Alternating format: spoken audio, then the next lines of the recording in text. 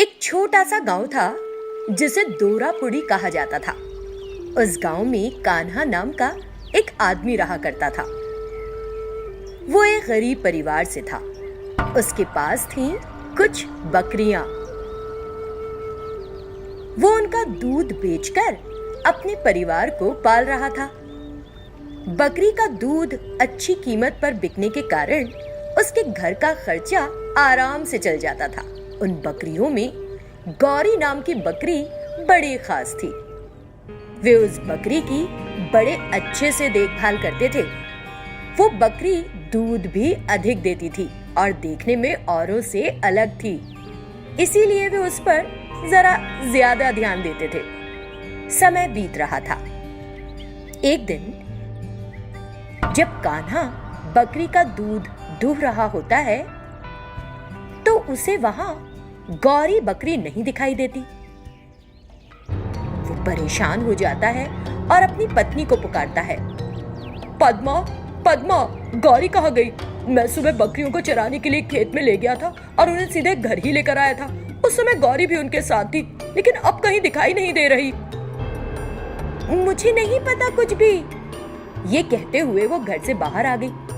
फिर दोनों ने घबराए हुए सब और खोजना शुरू कर दिया, लेकिन उन्हें अपनी बकरी कहीं नहीं मिली। वे निराश होकर घर वापस आ गए। उन्हें उनकी बकरी घर पर खड़ी मिली। उस बकरी को देखकर उन्होंने राहत की सांस ली और उसके पास गए। तुम कहाँ चली गई थी गौरी? क्या तुम जानती हो कि हम कितना परेशान हो गए थे? फिर ऐसे कहीं नहीं जाना। फिर कान्हा ने उस बकरी का दूध दोहना चाहा, लेकिन गौरी ने उस दिन दूध नहीं दिया। वो हैरान हो गया, गौरी को क्या हो गया? ये दूध नहीं दे रही है। क्या इसकी तबीयत ठीक नहीं है? दिख तो एकदम सही रही है। कुछ दिन बीत गए। उनकी बकरी गौरी हर दिन शाम को गायब हो जाती थी। वे रोज उस बकरी को खोजने निकलते और फिर बाद में वो उन्हें घर पर ही खड़ी मिलती। वो रोज रोज की इस हरकत से बड़े दुखी रहने लगे। ये क्या है? गौरी रोज शाम को कहाँ जाती है? वो दूध भी नहीं दे रही है। मुझे समझ नहीं आ रहा है कि हो क्या रहा है। हाँ जी, पता नहीं किसकी नजर लग गई है इसे। कहीं कोई जादू टोना तो नहीं किया किसी ने? कल हम पता लगाएंगे। कान्हा इस बात के लिए मान गया।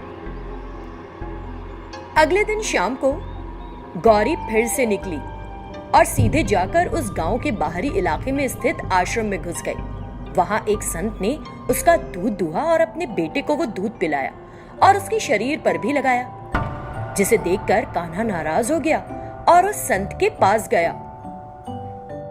ये आप क्या कर रहे हैं संत? ये तो गलत बात है। संत होकर आप इस तरह दूध चुरा रहे हैं।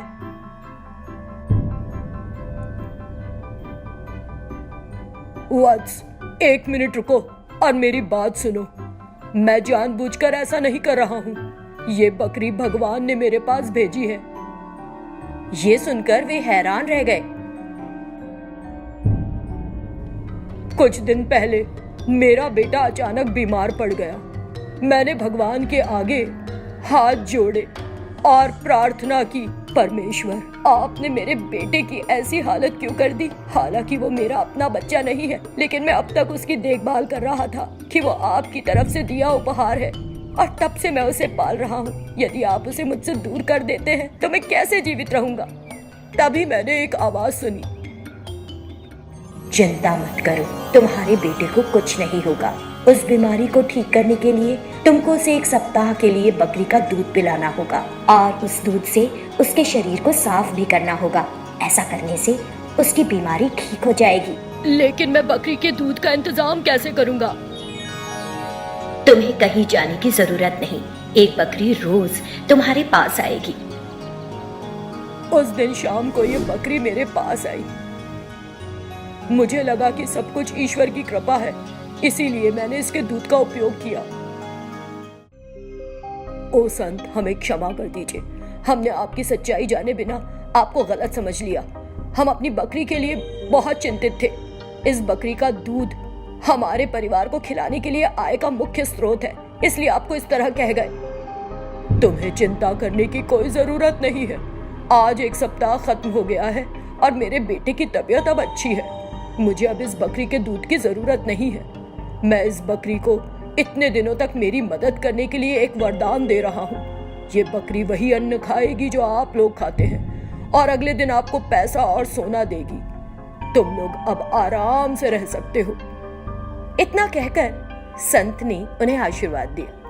दोनों पति पत्नी बड़े खुश हुए। तब उन्होंने उन संत को धन्यवाद दिया और वहां से चले गए। उस दिन गौरी ने अन्न खाया और आराम किया। अगले दिन सुबह कान्हा और पद्मा गौरी के पास गए और जैसा कि संत ने कहा था, बकरी ने पैसा और सोना दिया। ये देखकर वो बहुत खुश हुए और उन्होंने उस पैसे और सोने को ले लिया। इस तरह वे उस बकरी को पालते पोसते उसकी अच्छी देखभाल करते रहे और गौरी बदले में उन्हें सोना और पैसा देती रही। उस पैसे और सोने से उनकी माली हालत में सुधार हुआ और उन्होंने गरीबी से पूरी तरह से छुटकारा पा लिया। वे उस पैसे से गरीबों की मदद करते हुए आराम से रहने लगे। वो एक छोटा सा गांव था। वहाँ पवन नाम का एक आदमी रहा करता था। वो अपने खेत में बड़ी मेहनत से खेती करके अपने परिवार का भरण पोषण करता था और एक भले दिल का इंसान था। वो हमेशा गरीब लोगों को कुछ न कुछ दान करता रहता था। एक दिन सुबह सुबह जब वो अपने घर पर बैठा हुआ अखबार पढ़ रहा था तो उसने प्याज की बढ़ी हुई कीमतों के बारे में पढ़ा। तुरंत उसने अपनी पत्नी को बुलाया और कहा, सरला, ओ सरला, आओ और देखो कि अखबार में क्या खबर छपी है। अरे ऐसा क्या छाप दिया अखबार वालों ने? ये कहते हुए वो उसके पास आ गई। प्याज की कीमतों में तेजी, 300 रुपए प्रति किलो। अब तो लगता है कि हमारे खेत में उगी प्याज की फसल बहुत अधिक कीमत पर बिकेगी। फिर हम बनाएंगे एक बड़ा सा बंगला और आराम से रहेंगे उसमें। उसने बड़े खुश होकर अपनी पत्नी को बताया। ऐसे ही कुछ दिन बीत गए। पवन और उसकी पत्नी रोज खेत पर जाते और वहाँ उगी अपनी प्याज की फसल की देखभाल करते। हम कुछ ही दिनों में अपनी फसल काट लेंगे, फिर हमारी सारी परेशानियां दूर हो जाएंगी, क्यों जी? फिर वे खुशी खुशी घर चले गए। लेकिन दुर्भाग्य से उस रात तेज हवाओं के साथ जमकर बारिश हुई, जिसके कारण उनकी पूरी फसल नष्ट हो गई। ये देखकर पवन के दुख की सीमा नहीं रही। वो खूब रोया।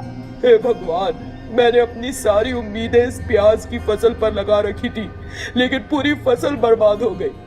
कुछ भी नहीं बचा, सब सत्यानाश हो गया। मैंने अपनी पत्नी के गहने गिरवी रखकर इस फसल की खेती के लिए पैसे लिए थे और कुछ कर्ज भी लिया था। इस निराशा में उसने आत्महत्या करने का फैसला किया और एक कुएं की तरफ चला गया और उसमें कूद गया। जब वो वहां गहरे गया तो उसके अंदर एक संत थे।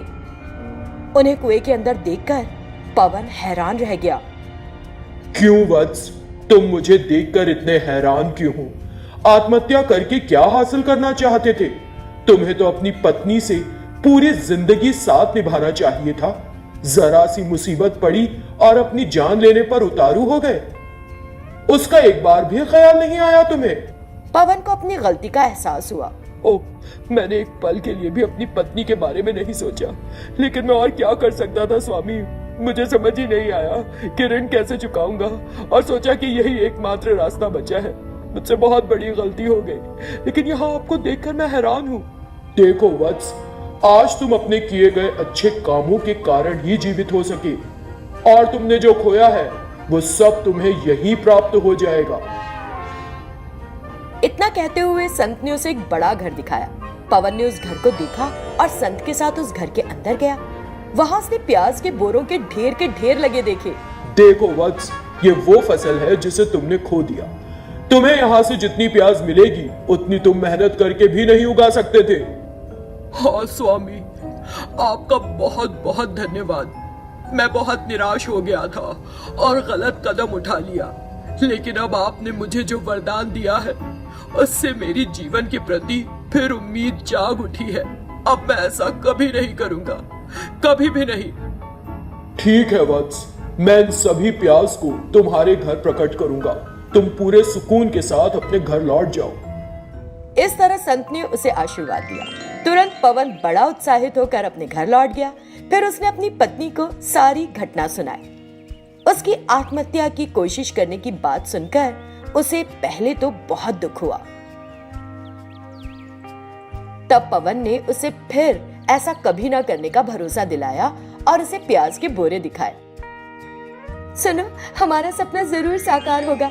अगर हम सभी प्याज बेच देते हैं तो हमें बहुत पैसा मिलेगा और अपने सारे कर्ज चुका देंगे। इतना कहते हुए उसने एक प्याज को छुआ और वो तुरंत सोने में बदल गई। उस बड़े सुनहरे प्याज को देखकर उनकी खुशी का ठिकाना नहीं रहा। पवन और उसकी पत्नी ने उसे बेच दिया। इस तरह उन्होंने बहुत पैसा कमाया और काफी अमीर हो गए।